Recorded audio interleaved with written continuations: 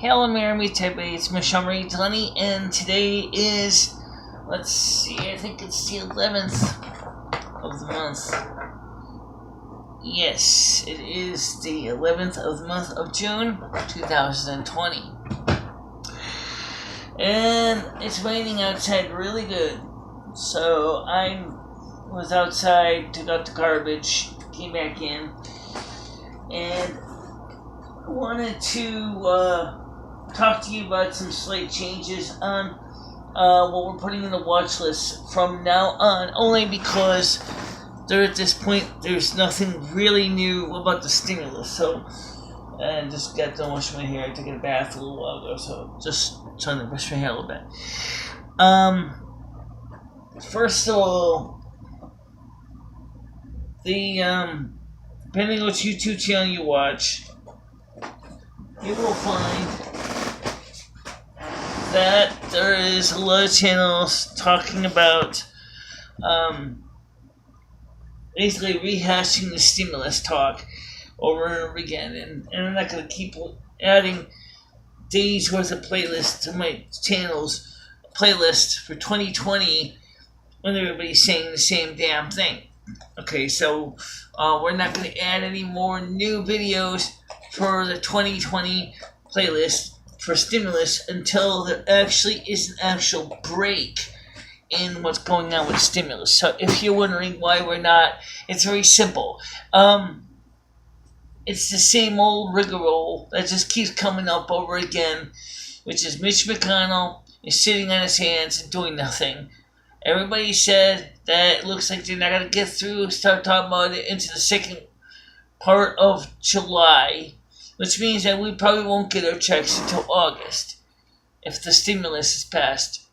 However, I want to point out that not all the Republicans agree with that idea. Susan Collins of Maine is one of them that does not agree with that policy. She would like to see it addressed a lot sooner than July.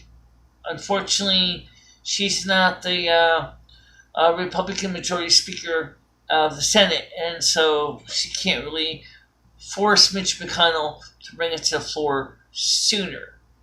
Okay? Also, as Tucker Carlson also brought up today, I want to kind of talk about what he says. He thinks that the government is taking advantage of the danger kitty virus there because they are, the WHO says asymptomatic carriers cannot easily spread it to people. And Dr. Fauci says he thinks they can easily spread it to other people.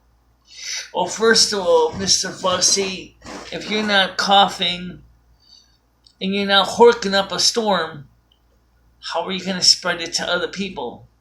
That would mean that people have to transfer fluid, such as touching a person with a runny nose or their saliva or something, or their other bodily fluids. That's the only way a asymptomatic person is going to give it to you, because they're not coughing and sneezing, and they're not, for that reason, that means that they have less likeliness to give it to you. So his original answer that he said it was rare sounds like the right answer what the WHO said, and yet now he's saying he's wrong. Wait, that don't make any sense.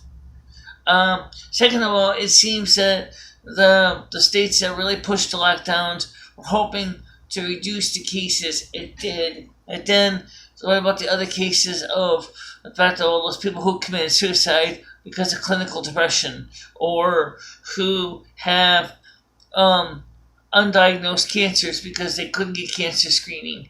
What about those people? Or the depression cases that people have said that they're going to commit suicide, or the fact that many Americans are not going to be returning to work in a short time because the companies that they worked past tense for may never reopen again. So lockdown was a major mess up because it was held on too long. States that did not do extreme lockdowns North Dakota was one of them, and Montana was the other one. They didn't have any additional cases that were totally shocking or anything. In fact, they were out there and holding on to their businesses and doing everything they could to keep their economies growing. Whereas all the other states, including Connecticut, New York, New Jersey, Pennsylvania, and Massachusetts, and probably Rhode Island, have all suffered tremendous losses to people's health, mental well-being, economic well-being. And the question is, was it really worth it? For example, people in these states have lost their livelihood, have lost their motivations to do a lot of things because of depression. A lot of us lost being able to interact with our loved ones, and even me, okay? Me and my girlfriend broke up in part because of this lockdown, okay? She and I were not able to talk to each other and resolve the issues that kept coming up over and over again. We're still not talking to each other. She's, so worried about danger cooties that she demands I get tested or she'll never see me again. It's kind of ridiculous, considering I've been very fortunate I never got it. And if I ever did, I would have to say I must be asymptomatic because I never got sick at all. I got a lot of clinical depression because of the lockdown and a lot of the stress of the lockdown and feeling very isolated and lonely because of the lockdown. But I never got physically sick because of the lockdown. I lost about 6 inches on my waist since December. So that's 15 centimeters? Something like that, right? I'm not as big as I used to be. I mean, I can calculate it for you right now. Take 2.54 times 6. Okay, so I'd say about 15 centimeters just because it's a good number. The point of the matter is, I'm not as big as I used to be. I've lost a lot of weight. Also, the stuff Carrie gave me for my hair, I can't really see too well in the light, but it is working. The Rogaine, the minoxidil is working. I just washed my hair and it's still a little damp, so it's going to be kind of hard to see. But the point is it is doing better. Okay? Last night I did a live stream. I was absolutely emotionally exhausted. And that's the other reason why it is important to realize that lockdown has been bad for depression. So many people haven't been doing their normal routines. Their whole lives have been up in the air. No one knows what they're doing. No one knows what the future holds. And it sucks. And it causes people that are borderline depression, people can go right over the deep end. Now, I'm an ambivert. I'm not strictly an introvert. I'm an ambivert. I prefer some socialization. And for me, finding myself stuck in lockdown since March. Actually, I've been in lockdown since December because of my knee. So I've been in lockdown longer than many others because of my knee injury, which right now is doing much better. But I must keep walking on my knee. I must keep moving my knee and exercising it to strengthen my knee. It's imperative. I have to get out there and walk around, and I do. Even if it is within my apartment, even if it is just to go to Cumberland Farms, even if it is just to get a bag of crisps, and maybe a slab of cheese or two. It is better than no exercise at all. But seriously, this is imperative because people pay good money to go to physical therapy when I'm trying to do naturally on my own, which is try to keep myself back on my feet and keep moving. Alright? It's important. I need to keep my knees in good shape. Okay? Alright, so my knee's nice and bumpy and knobby and everything, but at least I can say with a straight face that I'm walking much better now. Okay? It's not perfect, but it's getting there. And the other thing is that all of the people who have been sitting at their home, they're not doing themselves any damn good. Because, first of all, they're not going to medical doctors, because doctors are only doing telemed appointments. They're isolating from a lot of the family. A lot of them are. I wouldn't say everyone is, but a lot of them are isolating from their friends, their family. They're afraid to go out to the store, afraid they're going to get danger cooties. They are lonely. In some cases, they don't have anything to do with their time. Or some are just sleeping. Some are doing a lot of drugs and alcohol and cigarettes as well to self-medicate to deal with the lockdowns. So yes, Tucker Carlson is right.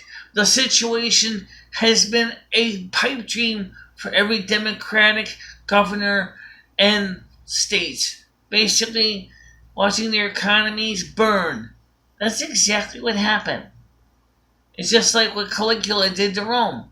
He just watched Rome burn. While he sat there, put on his own little face mask, sitting over there in his little pleasure cruise, or pleasure yacht, barge, whatever it was he had, and didn't give a flying fuck about the fact is that his own people were desperate, and he didn't give a shit.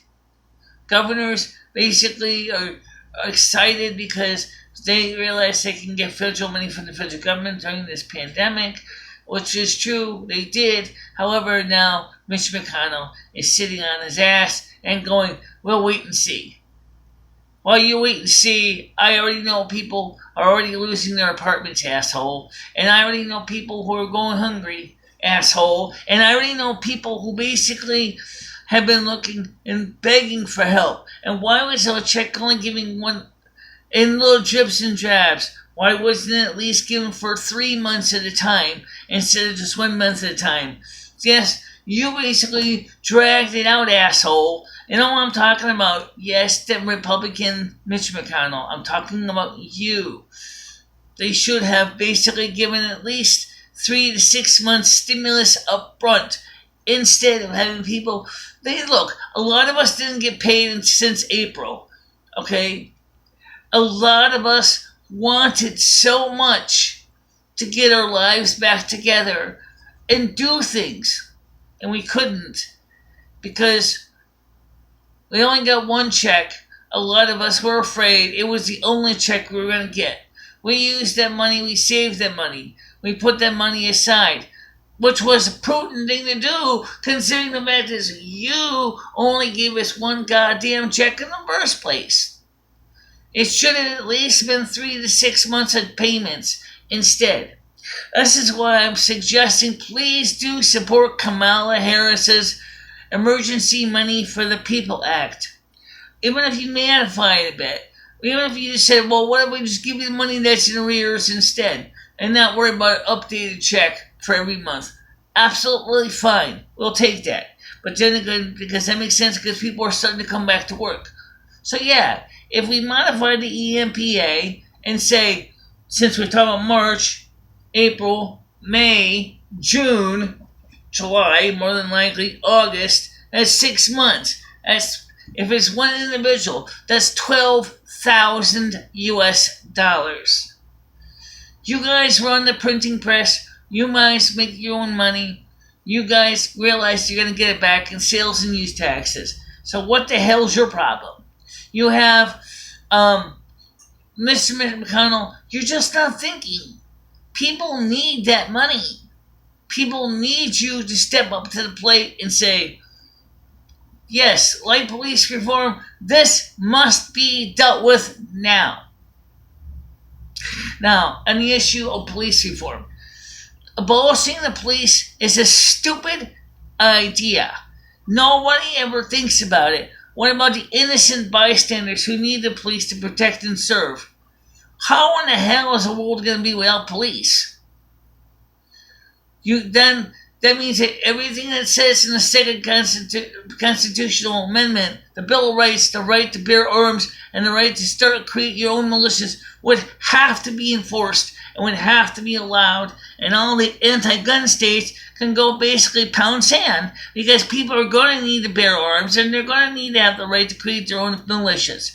If you don't want us to have our own militias, and you don't want us to bear arms, and yet you want to abolish our police, the men in blue, the ones that have never done anything bad to us, yeah, you got a couple bad apples in the court. I already know that. But the thing is, the good officers that put their lives on the line day in and day out deserve to be treated with respect.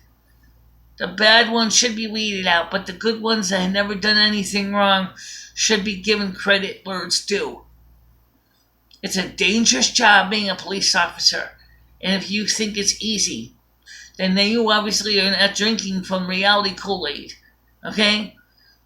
Now, in Seattle, where thugs, anti-police thugs, have basically created their own little separate government unit, basically saying there's no police allowed here.